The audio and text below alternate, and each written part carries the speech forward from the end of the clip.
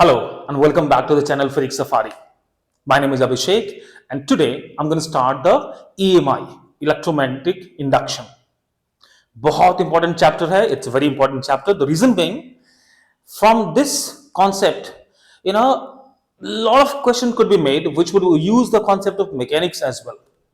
तो इससे आपके सारे ऑलमोस्ट सारे कॉन्सेप्ट्स के मिक्स करके question could be framed. And of course JE loves to sort of test you with the question which can use maximum more and more sort of concepts. तो I'm going to go slowly step by step करेंगे और आप देखोगे in the previous years EMI से बहुत सारे questions आपके competitive exams में आ रखे हैं. So guys just walk along with me and learn it properly. All good? I believe आपने इससे पहले के चैप्टर्स को अच्छे से कर रखा होगा and I'm sure you guys are doing studying properly and doing a lot of practice. Practice बहुत जरूरी है. देखो EMI से समझते क्या है, फटाफट स्टार्ट करते हैं. EMI lesson 1. EMI से समझते क्या है? It's all about the electromagnetic induction. तो इसमें both the words are used, electro as well as the magnetism. तो whatever effect or whatever electric effect a magnet can produce or magnetism can produce, उसी को हम term करते हैं EMI. Means electric effect of magnetism is called as EMI. और हम इसी का चर्चा आज इसका fundamental in this video I'm going to discuss कि होता क्या है. आप इसको पहले अच्छे से समझ लो and then we're going to go towards the Faraday's laws, Lenge's laws and stuff like that. Well, all the laws that we study, all the concept, all the laws that we need to solve the questions of this topic are the Faraday's and the Lenge's. पूरा electromagnetic induction इन्हीं दोनों के आपके theories laws पे based हैं. And these two great scientists has given you a lot of stuff, बहुत ज्यादा आपको इसमें उन्होंने दिया है. तो फटाफट अंडरस्टैंड करते हैं कि भैया what is electromagnetic induction. So how the electrical effect can be produced by the magnetism is what we are going to study in this. हम थोड़ा उसको पहले समझेंगे. थोड़ा पहले समझ लो उसको आप, फिर आपको आगे क्या करने में आसानी होगा. I'm sure you guys are aware of the fact that electric field or electric field and magnetic field साथ में exist करता है, right? Exists together. या सबको पता है ना. हम उसको पढ़ते हैं by bifurcating them in the electric field separately and the magnetic field separately. हम उसको अलग अलग just for the better understanding we deal with that. वरना आपको सब पता ही है इलेक्ट्रिक फील्ड ऐसे और मैग्नेटिक फील्ड ऐसे वो ऐसे वो चल रहा होता है. they both live together. काफी ज्यादा दोनों में प्यार है तो दोनों हमेशा साथ में रहते हैं. but for our better understanding हम पहले इलेक्ट्रिक फील्ड को पढ़ते हैं और फिर मैग्नेटिक फील्ड को पढ़ते हैं. and you would have found a lot of similarities. दोनों में बहुत ज्यादा similarities हैं. तो कभी कभी आपको लगेगा यार हम एक ही चीज को दो बार क्यों पढ़ रहे हैं. तो lot of things are similar in these two concepts. Okay, so in this topic of EMI, what we are going to study is the electric effect of magnetism. We are going to talk about the electric effects of magnetism. इसको थोड़ा और अच्छे से समझेंगे तो finally आपको पूरा समझ में आ जाएगा कि EMI है क्या and why are we studying this one. तो इसमें हम लोग इलेक्ट्रिक इफेक्ट्स ऑफ मैग्नेटिज्म को डील करते हैं, को पढ़ते हैं. एक ऐसे एग्जांपल से I would like to tell you कि let us suppose I have a conductor. एक कंडक्टिंग रॉड है and when I say the conducting rod I mean to tell you that it has a lots of free electrons. इसके पास free electron move करने के लिए बहुत सारे हैं. it has enormous amount of free electrons. इसमें free electron है. now let us suppose the magnetic field around this, हमने इसको एक यूनिफॉर्म मैग्नेटिक फील्ड जो इसके सराउंडिंग्स में चारों ओर एग्जिस्ट करता है. तो with this cross means the magnetic field is inside the plane, अंदर की ओर है, towards the inside the board को प्लेन मान लो तो बोर्ड के अंदर की तरफ मैग्नेटिक फील्ड का एग्जिस्टेंस है. उसको हम लोग बी से रिप्रेजेंट करते हैं, ऑलरेडी आपको पता है. Let us say that this conductor is stationary. आराम से ऐसे बैठा हुआ है तो आपको अभी कुछ भी फील नहीं होगा. But if I will tell you why do you not feel anything when the conductor is stationary. पहले समझते हैं कि कंडक्टर एक वेलोसिटी v से इस तरफ मैग्नेटिक फील्ड में आपका जा रहा है. अच्छी बात है, ठीक है जी. Now since it has a lot of free electrons, इसके पास बहुत सारे फ्री इलेक्ट्रॉन्स है. I'm considering this one. इसको हम थोड़ा समझते हैं कि इस पे क्या इंपैक्ट होगा. Now we also know that the electrons in the conductor has a random motion. उसके पास मोशन अपने आप में बहुत ज्यादा वेरिएबल मोशंस होते हैं. These things we have dealt in the topic of current. हमने वहां पे उसको देखा था. So these electrons would be having its random velocities. They would keep colliding with the surfaces of the conductor और आपस में डूम डाम डूम कर रहा होता है. And we know that one electron does not transfer from here to here. वो अपना energy किसी और को देगा, वो किसी और को देगा, वो किसी और को देगा.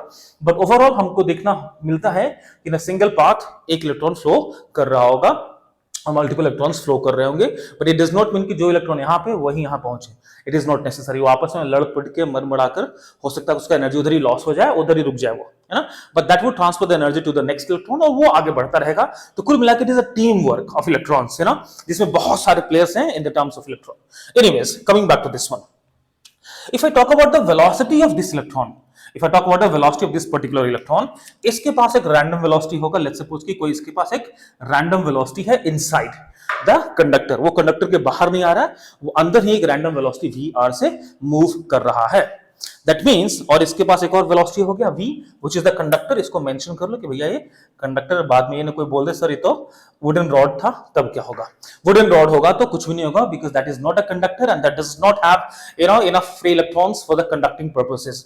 तो rod होना चाहिए जो conducting होना चाहिए. Copper, aluminum, iron जो भी रखना आपको रख लो, वो इसमें possibilities हो सकता है. Okay, now if I look at the overall velocity of this electron, तो if I say net velocity of electron, इसके पास क्या होगा? एक तो हो जाएगा भैया इसका random velocity और एक हो जाएगा आपका velocity of the conductor.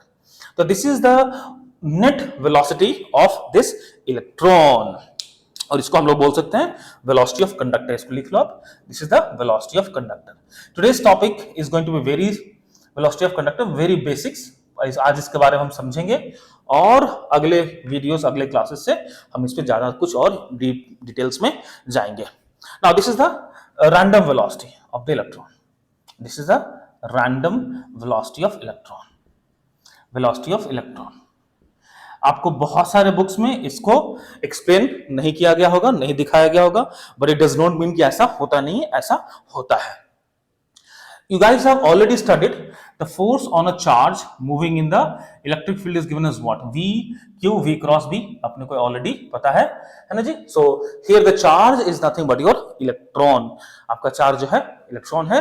V is the velocity of this charge and B is the magnetic field existing over there. ये आपने already इसको पढ़ रखा है.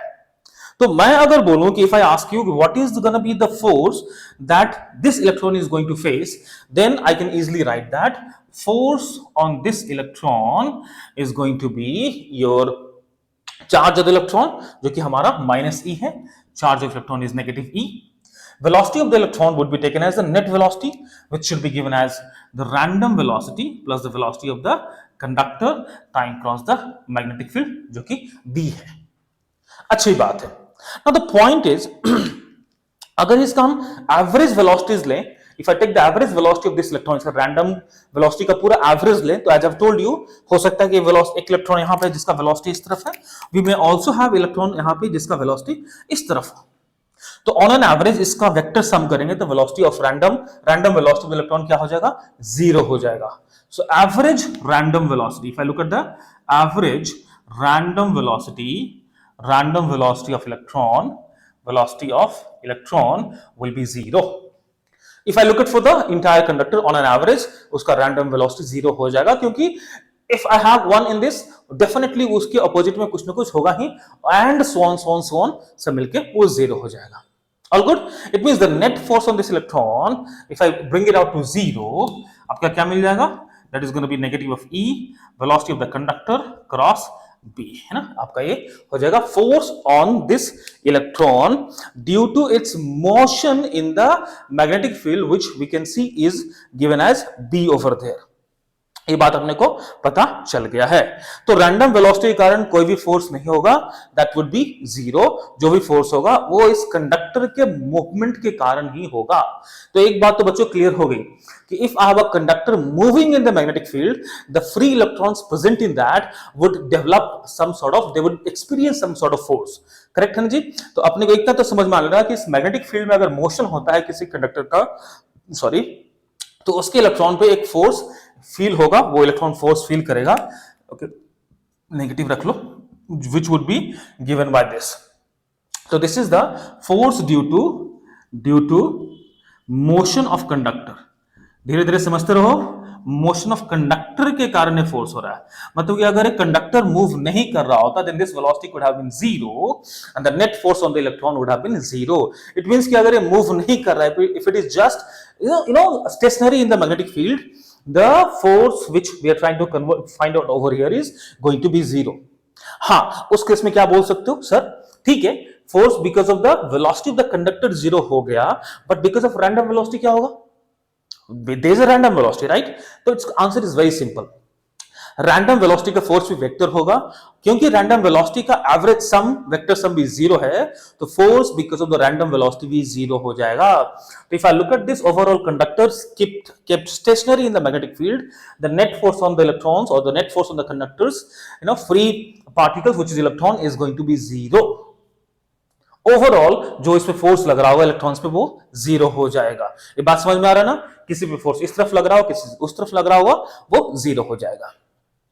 अच्छा, before I get into this, एक बात और, आई एम श्योर आपको पता होगा कि लेट्स सपोज कि वेक्टर ए इस तरफ है, vector A is this way ना, और हम मान के चलते हैं कि वेक्टर बी है वो इनसाइड द प्लेन है, वेक्टर बी जो है वो इनसाइड द प्लेन है, and I ask you to find a cross, अच्छा इसको बी स्मॉल ले लेते हैं वरना मैग्नेटिज्म से हम लोग कंफ्यूज कर जाएंगे. अगर वेक्टर सी है which is equals to A cross B, तो सी का डायरेक्शन क्या होगा? What would be the direction of C? I believe you guys know that. अगर नहीं पता तो फिर से मैं बता देता हूं. If I have the two cross product of the two vectors, one is this side another is inside, तो सी का डायरेक्शन क्या होगा? बड़ा सिंपल रूल है, ध्यान से सुनना. इस वेक्टर के अलोंग अपने पाम को ओपन कर दो, Put all your four fingers in the direction of this vector, A की तरफ डाल दो, ठीक है. Now curl your finger, अपने फिंगर्स को ऐसे फोल्ड करना है कि इसका जो फोल्डिंग है वो B की तरफ जाए. This tip of the finger should point towards B vector. B कैसे है? अंदर की ओर है, और A वेक्टर ऐसे है. तो I put my hand like this. ऐसे करेंगे तो I cannot just ऐसे रखते हैं, तो इस फिंगर को वापस मोड़ने में तो फिंगर जाएगी टूट, तो वो अपने को करना है नहीं. तो put this hand along the ए, और बी अंदर की ओर है, तो कर्ल करो फिंगर को. देखो see would be in the direction of thumb. ये बात समझ में आ रही है? A is this way. I just expanded my palm in that direction. I curl my finger towards the direction of B, which is inside.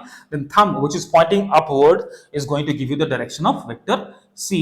ये बहुत ही clear सा बात है, आपको पता होना चाहिए. अगर नहीं तो वीडियो पॉज करो और खुद से एक बार फिर से इसको एनालाइज करके हम लोग आगे बढ़ेंगे. So that is the whole idea about the cross product of two vectors, और डायरेक्शन कैसे निकलता है आपने को ये पता चल गया. अच्छी बात है. मानकर चलते हैं एक इलेक्ट्रॉन को ले यहां पे ना, लेट अस टेक इलेक्ट्रॉन. एक इलेक्ट्रॉन है, फिर एक पॉजिटिव चार्ज, एक पॉजिटिव चार्ज आप मान के चलो, फिलहाल तो एक ऐसे कर लो, इसको थोड़ा यहां पर समझ लो. लेट अस से कि एक पॉजिटिव चार्ज है ना, हाइपोथेटिकली जस्ट अजम्पशन, क्योंकि पॉजिटिव चार्ज इसको हम एक मान के चलते हैं कि पॉजिटिव है, वो हमारा अजम्पशन है, ठीक है, ऐसा माना हमने for the simplification of calculations. आपका मैग्नेटिक फील्ड इस तरफ है, magnetic field is this side, है ना, या फिर मैग्नेटिक फील्ड को कर दो इनसाइड, मैग्नेटिक फील्ड को कर दो inside, magnetic field is inside, और इसका वेलोसिटी इस तरफ रख लो, इसका वेलोसिटी रख लो इस तरफ. अपन को क्या चाहिए? अपन को चाहिए v cross b. v cross b, तो वेलोसिटी वेक्टर इस तरफ है, मैग्नेटिक फील्ड क्या बच्चों? अंदर की ओर है. तो इस पे जो फोर्स लग रहा होगा, देख लो, v क्रॉस b, ऊपर की ओर, v पूरा पाम, बी अंदर की ओर ऐसे, तो जो फोर्स इस पे लग रहा होगा ऑन दिस पॉजिटिव चार्ज, वो हो जाएगा ऊपर की ओर. इसको बोलेंगे हम लोग force on charge, magnetic force बोलेंगे इसको, वो ऊपर की ओर है, ठीक है जी. अच्छी बात है. तो एक बात और समझ लो, अगर ये पॉजिटिव की जगह नेगेटिव है, let us suppose this is negative, अब ये हमारे पास नेगेटिव इलेक्ट्रॉन्स है, मैग्नेटिक फील्ड सेम इनसाइड है, और वेलोसिटी इसका इस तरफ ही है, the velocity is along this way. अब इसका फोर्स देखो, क्योंकि नेगेटिव है, then it is going to be opposite of this. ये जो रूल्स है, this is for the positive charge का हम लोग रूल्स इसमें निकालते हैं. अगर वो नेगेटिव होगा तो सीधा उसके ऑपोजिट हो जाएगा. It means force on this is going to be in this direction. ये हो जाएगा आपका फोर्स ऑन दिस इलेक्ट्रॉन, वो नीचे की ओर होगा, डाउनवर्ड होगा. तो ये बात का क्लैरिटी होना चाहिए कि पॉजिटिव के लिए जो भी फोर्स आएगा, नेगेटिव के लिए उसका जस्ट हम ऑपोजिट कर लेंगे. ऐसे ही हम लोग फोर्स को निकालते हैं यूजिंग द क्रॉस प्रोडक्ट के रूल्स को लेकर. All good, बच्चों? बढ़िया. Okay, now the whole bottom line of idea of saying all this stuff to you is कि ठीक है सर, फोर्स तो लग गया, मान लिए। अब इस फोर्स के कारण होगा क्या, what's gonna happen because of this force on this free electrons present in this conductor. तो थोड़ा सा मैं समझाता हूं आपको। लेट अस सपोज कि कंडक्टर को मैं फिर से ड्रॉ करता हूं for your better understanding. Okay, now as we had already said that magnetic field B is inside और एक कंडक्टर हमारा V इस तरफ मूव कर रहा है ना। एक बार मैं देख लूं स्क्रीन में आ रहा है, या good. Okay, now the velocity is in this direction. Let us suppose in my consideration I have this electron. इस इलेक्ट्रॉन पर फोर्स कैसा लगेगा, अभी मैंने समझाया, डाउनवर्ड है ना। तो the force on this electron is going to be downward, इस पे जो फोर्स लग रहा होगा वो डाउनवर्ड। तो ऐसा ही all the forces on all the electrons over here would act downward, वो नीचे की ओर फोर्स लगेगा। तो इलेक्ट्रॉन कैसे आ जाएगा, इलेक्ट्रॉन इधर आके एक्यूमुलेट हो जाएगा। We will be having the accumulation of the electrons in this side. Now since the electrons are moving from this end to this end, तो यहाँ पे क्या होता है, इलेक्ट्रॉन डेफिशिएंसी क्रिएट होगा। We're gonna be having the deficit of electron over here, and deficit of electron means positive charge would be visible over here। यहाँ पे positive charge का accumulations बच्चों हो जाएगा। अच्छा, इस इलेक्ट्रॉन को मैं थोड़ा और नीचे दिखा देता हूँ, इस पे फोर्स अपना इस तरफ लग रहा था। तो we're gonna have the accumulation of a positive charge over here। Now the next thing that should come to your mind is, sir, will this force on these free electrons would keep acting all the time? Will these free electrons will keep moving towards this end of the of this conductor all the time? इसको A मान लो, इसको B मान लो, just the तो will it be happening all the time? क्या electron हमेशा ऐसा घूमते रहेगा, हमेशा इस तरफ जाते रहेगा? नहीं, this is not going to happen all the time। हाँ, after a certain time this motion, this movement would stop। अब हम उसके बारे में चर्चा करेंगे कि भैया ये ऐसा कब तक होगा और उससे अपन को क्या मिल रहा है, what I'm going to try to withdraw from there, वो हम समझेंगे। बट फिलहाल तो इतना समझ लो कि electron will keep moving towards this side. So यहाँ पे डिफिशिएंट ऑफ इलेक्ट्रॉन्स क्रिएट होगा, so that would become positive और ये हो जाएगा negative. It means it has developed a polarity. इसमें एक पोलैरिटी आ गया, पॉजिटिव एंड नेगेटिव। ये बैटरी की तरह दिखेगा आपको, पॉजिटिव हो गया और ये नेगेटिव हो गया, पोलैरिटी आ गया। It means there gonna be we gonna have some electric field induced in this direction. तो अब क्या हो रहा था, बात को समझना। Electric field and the magnetic field exist together, और EMI क्या दिखाता है, हम क्या पढ़ते हैं, electric effect of magnetism. Now this electron experience the force, क्यों, because of the magnetic field के कारण। और इस फोर्स के कारण इलेक्ट्रॉन मूव किया, उस मूवमेंट के कारण क्या हुआ, पोलैरिटी प्रोड्यूस हुआ, and because of that we have the electric field, हो गया ना। So we are getting some effect on these electric effect because of magnetism. और रुक जा बच्चों, this field has been created and because of this polarity, इसको हम मान लेंगे potential of A, this point और दिस साइड ले लो ए मान लो, और इसको मान लो पोटेंशियल बी, बिकॉज हमने अभी पोटेंशियल डिफरेंस क्रिएट कर दिया है। We have already got the potential differences between these two terminal. Potential differences हम इस दोनों टर्मिनल्स के बीच में देख पा रहे हैं, which is again the electric effect of the magnetism. तो EMI deals with the creation of the, or you can say the induction of the electric field, electric potential differences, electric polarity, अब जो भी बोलना चाहो, इन सारे को हम लोग बोलते हैं EMI, effect of the magnetism on the electrical aspect of इसका। ये बात समझ में आ रही है? तो अगर आप इसमें कंडक्टर, इसमें एक बल्ब ऐड कर दोगे, if you add a bulb and let's suppose एक स्विच लगा दिया आपने, तो बेसिकली होगा क्या, ऐसा बल्ब लगा दो, ऐसे ना हो, ऐसे, दिस इज अ बल्ब है ना, टिक टिक टिक टिक टिक है ना। The moment you close this switch ना, ये स्टार्ट हो जाएगा ग्लो करना, इट विल स्टार्ट ग्लोइंग। क्यों जी, क्योंकि this is now acting as a battery, और इसका टर्मिनल आप देख लो, इसका पोलैरिटी, अरे यार इसका पोलैरिटी कैसा होगा इस बैटरी का, ऐसा होगा। So this would act as a battery which would have polarity given in this. Now the next thing which you need to understand कि सर इसका polarity जो ये develop होगा, इसको हम क्या बोलते हैं, इसको बोलते हैं EMF, and we represent that with the इसको इसका symbolic representation है E। तो आपको एक नया टर्म आपके लिए आ गया है EMF, electromotive force, आपको हो गया EMF। हम इसको अभी रिप्रेजेंट करेंगे ऐसे symbolic representation से। तो ये क्या हो गया, this is the induced potential differences between the terminals of the conductor because of its motion in the magnetic field is called induced EMF। इसको रिप्रेजेंट करेंगे हम E ऐसे symbolic representation से, और अब इसका हम वैल्यू निकालना आपको सिखाएंगे। But before that let us understand कि जो process of motion of electron है कब तक और किस एक्सटेंट तक कैरी ऑन करेगा, ये कब तक होता रहेगा, because it can not keep on going for the entire life. Correct है जी? तो हम उसको देखेंगे ये सर ये कब तक चलता रहेगा। थोड़ा सा मैं इसको क्लियर करता हूं, आई बिलीव आपने इसको नोट डाउन कर लिया होगा, है ना। ओके, वेरी इंपॉर्टेंट है chapter, I am gonna go very very slowly, मेरे साथ साथ चलते रहो और अच्छे से इस चैप्टर को समझो, क्योंकि ये समझ में आ गया तो आगे का कहानी भी बहुत आसान लगेगा। जैसे कि हम लोग पढ़ते हैं you know stories and all, आपको उतना ये इंटरेस्टिंग लगेगा और आपको करने में मजा भी आएगा। और अगर नहीं समझोगे तो धीरे धीरे when we start building up the concepts और क्वेश्चंस की डिफिकल्टी को इंक्रीज करता जाऊंगा, तब जाके आपको लगेगा अरे यार ये क्या हो गया, and you would be stuck, फिर वहां पे आप हार मान लोगे और आपको हार मानना है नहीं, है ना। So basically the process of development of the electric field or electric potential differences or the polarity in the conductor due to the motion of the conductor in the magnetic field is called the electromagnetic induction। हम इसी के बारे में अभी तक पूरा चर्चा कर रहे हैं। और बच्चों जो पोटेंशियल डिफरेंस वहां पे डेवलप हुआ है that is VA minus VB is called as electro EMF, हम इसको बोल सकते हैं, और इसको बोल सकते हैं इंड्यूस्ड EMF, इंड्यूस्ड EMF। अब क्योंकि EMF इंड्यूस्ड हो चुका है, व्हिच मींस एक करंट का फ्लो भी चालू हो जाएगा। तो it means electromagnetic induction is not only about the development और induction of the electric field, electric potential difference और the polarity, it's mainly what we gonna deal about is the development और induced current. तो ये जला क्यों था, Why this bulb glue? You know, क्योंकि यहाँ पे करंट फ्लो करना स्टार्ट कर गया था, करंट फ्लो करना स्टार्ट कर गया था the moment we close the switch. ये जादू से कम नहीं दिखेगा आपको, अचानक से रोड को आप हिला रहे हो और करंट बल्ब ग्लो हो गया। इसके वीडियोस में आपको कुछ दिखाऊंगा, इन द ऐड करूंगा, बट इतना समझ लो, if you move a conductor in a magnetic field आपका बल्ब ग्लो कर जाएगा, और छोटा बल्ब होगा तो ग्लो कर जाएगा, अगर ये ज्यादा बड़ा है, मैग्नेटिक फील्ड स्ट्रेंथ ज्यादा है, तो ज्यादा से ज्यादा भी वो ग्लो करेगा। हम लोग उसके बारे में चर्चा करेंगे।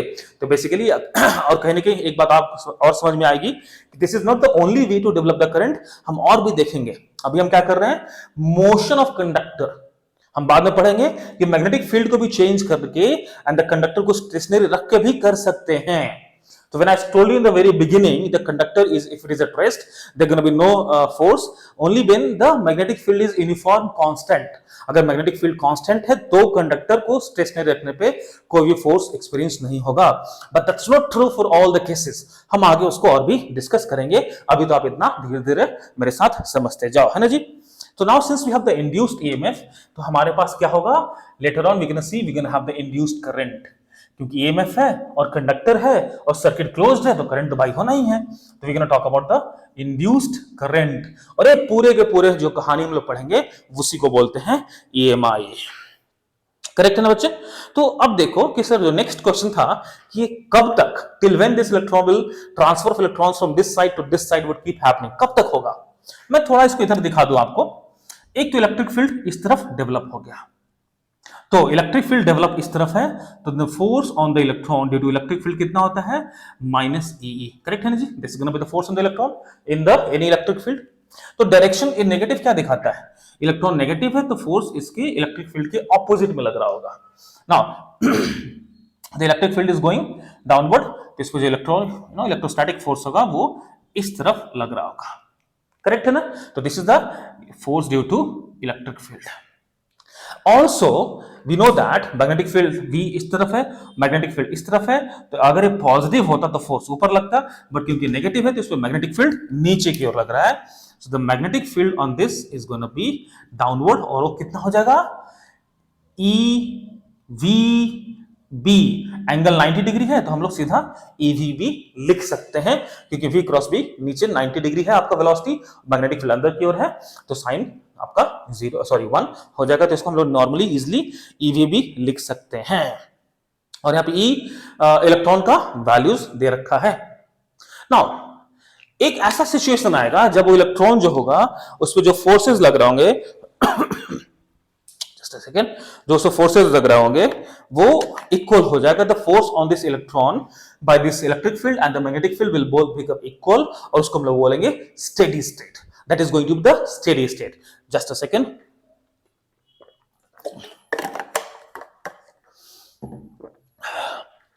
That is called as a steady state. उस स्टेडी स्टेट में क्या होगा, थोड़ा उसको हम समझते हैं। In steady state, in steady state क्या होगा हम देखते हैं। Before it achieve this position in situation, electric field बढ़ता रहेगा बिकॉज इलेक्ट्रॉन्स का मूवमेंट हो रहा है, तो जो पोलैरिटी है दैट इज इंक्रीजिंग, इसका जो वैल्यू है वो इंक्रीज कर रहा है, तो इलेक्ट्रिक फील्ड भी अपना वैल्यू को इंक्रीज कर रहा होगा। But the moment the steady state is achieved, उस पॉइंट पे क्या होगा, these two forces are gonna be equal, so we gonna have E should be equals to EVB, E तो गया भैया, और आपका जो इलेक्ट्रिक फील्ड डेवलप हो जाएगा वो हो जाएगा वीबी। इस इलेक्ट्रिक फील्ड को हम लोग मान लेते हैं let us suppose E naught, तो आपका स्टेडी स्टेट पे जो इलेक्ट्रिक फील्ड है that is equals to V B. V क्या है, वेलोसिटी, इसको पोटेंशियल मत समझ लेना, हाँ, velocity of conductor, this is the velocity of conductor, this is the velocity of the conductor. इससे अपने को क्या समझ में आ गया कि अगर E is equals to V है, मतलब कि E इज नॉट डिपेंडेंट, ये डिपेंड नहीं करता है किसी भी पोजीशन पे, लेंथ पे, ये सिर्फ डिपेंड करता है वेलोसिटी पे और मैग्नेटिक फील्ड पे, क्योंकि वेलोसिटी भी कांस्टेंट है, मैग्नेटिक फील्ड भी कांस्टेंट है, इसका मतलब E नॉट क्या हो गया, एक कांस्टेंट वैल्यू हो गया और एक यूनिफॉर्म वैल्यू हो गया, this is the uniform and constant. अब देखो, क्योंकि इलेक्ट्रिक फील्ड कांस्टेंट हो गया, then this force is not going to change, this force already is having a constant value, अब दोनों इक्वल हो जाएगा तो इलेक्ट्रॉन का मूवमेंट बंद हो जाएगा और इस पूरे कंडक्टर में एक कांस्टेंट इलेक्ट्रिक फील्ड प्रिवेल करेगा, that is going to be V times of B that is going to be V times of B, and क्योंकि यूनिफॉर्म है, since the electric field is uniform, next time लिखो फटाफट, since E is uniform, हम लोग क्या लिख सकते हैं, E is equals to V upon R, इस हमको हम लोग डायरेक्टली यूज कर सकते हैं, E is equals to V upon R, और जो E है उसका वैल्यू कितना है आपका E नॉट, E का जो वैल्यू है आपका E नॉट, यहाँ पे R क्या होगा, लेंथ कितना हो गया भैया, इलेक्ट्रॉन कहां से कहां मूव करेगा, इसका लेंथ मैंने लिखा नहीं था, लिख लो, length of the conductor is L है ना, length of the conductor is L, तो R का वैल्यू कितना हो जाएगा, L हो जाएगा, राइट है जी, R का वैल्यू आपका हो जाएगा L हो जाएगा, तो इस केस में हम लोग क्या लिख सकते हैं, E naught is gonna be equals to V upon L, इसको हम लोग लिख सकते हैं, कोई दिक्कत किसी को नहीं है ना। सो इलेक्ट्रिक फील्ड अपने को मिल गया, I have got the value of the electric field, but मेरे को क्या चाहिए, ये जो V है यहाँ पे क्या हम लोग लिख सकते हैं EMF, क्योंकि यहाँ पे EMF इंड्यूस्ड हो गया है, तो लिख सकते हैं E naught is equals to EMF upon L, तो क्या मिल गया, EMF is gonna be given as E naught into L, EMF is equals to E naught into L, E naught into L।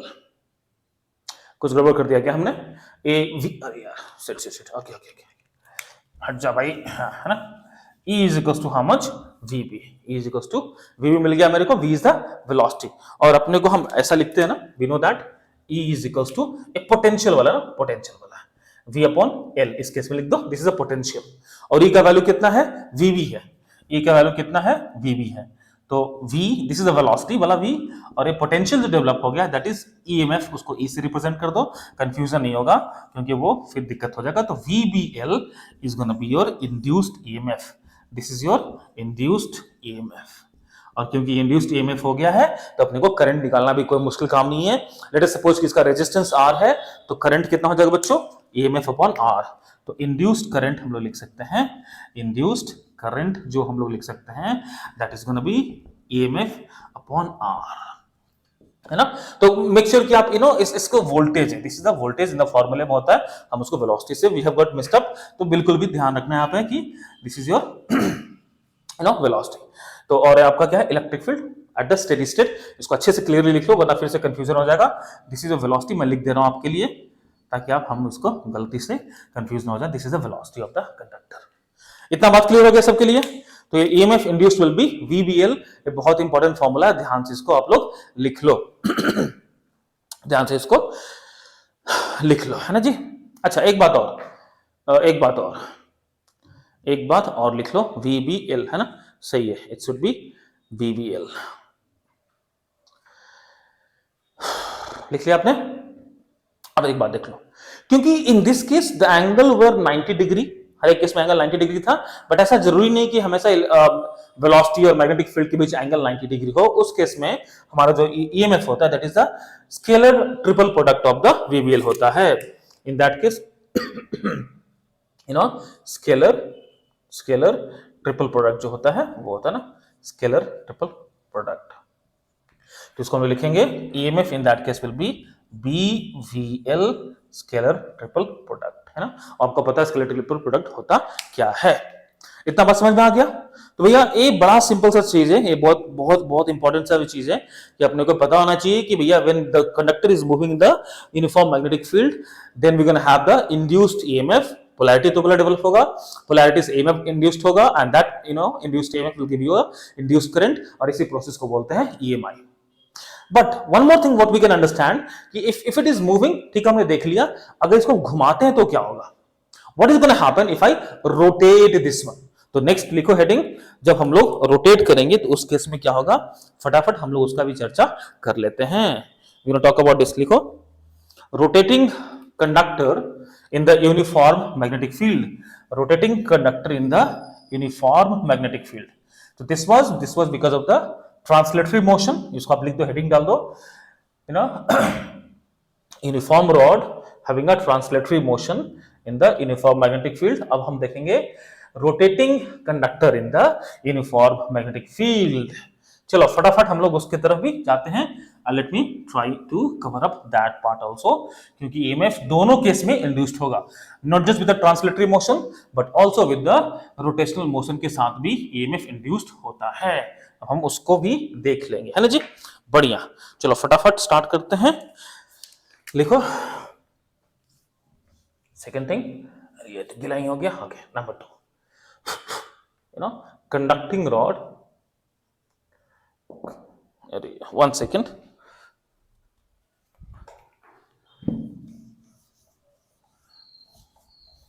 One second, please. Conducting rod rotating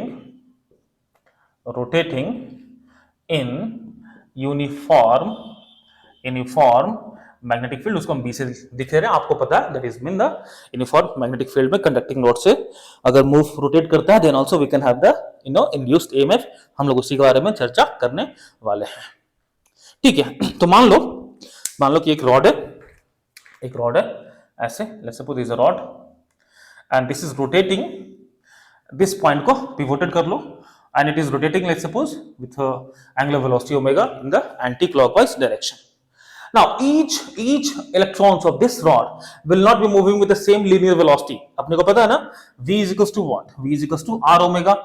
The moment the value of R changes, despite the fact that the omega is same, still the velocity would be different. ये velocity हमेशा सब हर एक point का different होगा। And we know that velocity ही वो चीज है जो मैग्नेटिक फील्ड में होने के कारण फोर्स उसको इम्पैक्ट करता है। तो अपने को क्या चाहिए, लीनियर वेलोसिटी चाहिए उस पर्टिकुलर इलेक्ट्रॉन का जिस पे हम डिस्कस करने वाले हैं, and that is gonna be different for each electron placed differently from this point. इसको मान लो भैया ओरिजिन है ना, टिक टिक टिक, इसको मान लो ओरिजिन। लेट अस अज्यूम कि एक डिस्टेंस, एक किसी भी एक डिस्टेंस पे हमारा एक इलेक्ट्रॉन है और वो डिस्टेंस हमने मान लेते हैं r डिस्टेंस पे एक इलेक्ट्रॉन है। तो इसका वेलोसिटी क्या हो जाएगा, इस तरफ हो जाएगा, v is equals to r omega. कोई दिक्कत नहीं ना जी। तो this is the distance r from this point और इस पर हमने मान लिया इसका वेलोसिटी है r ओमेगा। इस पे भी फोर्स लग रहा होगा, क्यों देखते हैं इस पे फोर्स कैसे लगेगा। मैग्नेटिक फील्ड मान लो, magnetic field is inside, magnetic field हम इनसाइड मान लेते हैं। वेलोसिटी है इस तरफ, मैग्नेटिक फील्ड अंदर की ओर है, टोइंग टोइंग। तो अगर वो चार्ज पॉजिटिव होता, अच्छा एक काम करो ना, पॉजिटिव के लिए कर लेते हैं, कंफ्यूजन क्यों ही कर लें, एक इसको पॉजिटिव मान लो। क्यों मान लो पॉजिटिव मान लो, सिंबॉलिक रिप्रेजेंटेशन है, कोई दिक्कत की बात नहीं है ना। ए वेलोसिटी इस तरफ है, मैग्नेटिक फील्ड इनसाइड है, फोर्स किस तरफ होगा, force is going to be इस तरफ। आई बिलीव आपको याद होगा कि अगर एक इलेक्ट्रिक फील्ड है, it is electric field in this direction, ऐसा कुछ है।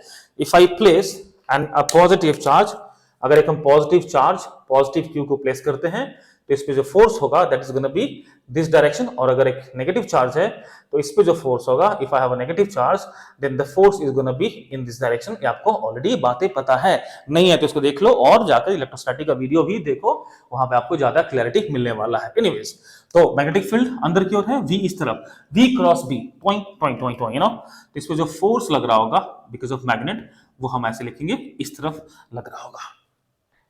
यानी कि all this charges would be coming towards this, correct है ना, पॉजिटिव इस तरफ आ जाएगा आपका, तो यहां पे क्या पोलैरिटी डेवलप होगा, positive positive positive positive positive, और इस तरफ क्या होगा, नेगेटिव नेगेटिव नेगेटिव, करेक्ट है। अब देखो इसको अगर नेगेटिव से भी समझना चाहो, बिकॉज कभी कभी बच्चों को थोड़ा दिक्कत हो जाता है, तो देख लो अगर एक इलेक्ट्रॉन होता है इस केस में, इसका वेलोसिटी आपका इस तरफ है और मैग्नेटिक फील्ड अपने को पता है which is inside the plane, तो इसमें फोर्स कैसा हो जाएगा, टॉइंग टॉइंग टॉइंग, इस तरफ इस पे फोर्स आ जाएगा, तो the magnetic force is gonna be on this, in this direction. It means the electron is going to move towards right. तो more of the electrons is going to accumulate over here. और क्योंकि electrons इस तरफ जा रहा है, यहाँ पे क्या हो गया, deficient of electron, which means वहां पे positive charge का accumulation polarity develop कर जाएगा. तो वही बात ऐसे भी समझो, पॉजिटिव को लेकर या फिर नेगेटिव को लेकर, it is completely upon you, but आपको दोनों बातें क्लियर और बहुत ही ट्रांसपेरेंटली समझ में आना चाहिए. तो यहाँ पे नेगेटिव पॉजिटिव, इसका क्या मतलब है बच्चों, इसका मतलब है कि there gonna be electric field in this direction, एक इलेक्ट्रिक फील्ड इस डायरेक्शन में आपको इसमें इंड्यूस हो जाएगा. So because of that electric field, आप इस पे फोर्स, सिंस आप assume this is a positive, तो इस पे एक फोर्स लग रहा होगा because of the electric field, वो इस डायरेक्शन में लग रहा होगा. स्टोरी फिर से वही सेम है, एक ऐसा पॉइंट आएगा जहां पे the magnetic field and electrostatic force, magnetic force and electrostatic force are going to be equal, and that is gonna be the steady state, और हम उसी के बारे में चर्चा फटाफट करने वाले हैं. तो पहली बात ये समझ लो, इस पे जो मैग्नेटिक फोर्स है वो कितना हो जाएगा, मैग्नेटिक फोर्स कितना होगा अपने को पता है, E Q V cross B. तो क्यू क्या है, इलेक्ट्रॉन है, और वी क्योंकि 90 डिग्री एंगल है तो हम लोग सीधा लिख सकते हैं ई वी बी, कोई दिक्कत वाली बात नहीं है. वी का वैल्यू कितना हो गया, तो वी का वैल्यू हो गया आर ओमेगा, तो E R omega times of B, या क्या हो गया, मैग्नेटिक फोर्स ऑन दिस, किस तरफ है, लेफ्ट की तरफ है. अब सॉरी, इस पे इलेक्ट्रोस्टैटिक फोर्स कितना हो जाएगा, इलेक्ट्रोस्टैटिक फोर्स कितना हो जाएगा, वो राइट वर्ड हो जाएगा, हम उसका सिर्फ मैग्नीट्यूड लिख रहे हैं, तो आपका हो जाएगा ई, और अपने को पता है कि in the steady state these two should be equal, ये दोनों आपका स्टेडी स्टेट में इक्वल हो जाएगा, और उस स्टेडी स्टेट पे हम इलेक्ट्रिक फील्ड मान लेंगे बच्चों, ई नॉट मान लेंगे फॉर द सिंप्लीफिकेशंस और क्लैरिटी के लिए, उसमें हम लोग ई मान लेंगे.